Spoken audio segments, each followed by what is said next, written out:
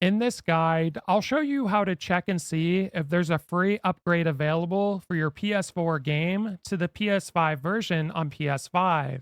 So, the first thing you want to do is go to the PlayStation Store, and then you want to go to the search icon in the top right corner, and you want to begin typing in the game to see if there's a free version update. So, I'm going to type in Fallout in this example, and I'm going to go to Fallout 4.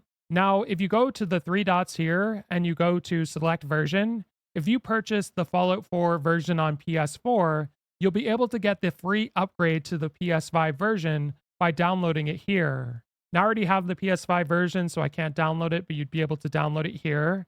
And there's also another way you can check this. If you go back to the home menu and you scroll over to the game library and you go to your collection here of installed games, you can also check and see if there's a free version available. So if I go to Elden Ring, for example, and I go to the three dots and go to select version, you'll notice that I have the PS4 and PS5 version available. So when I purchased the PS5 version, I got the PS4 version for free. And I think it's also true if you purchased the PS4 version originally, you'd also get this version as well. If this guide was helpful, like and subscribe, and we'll see you in the next one.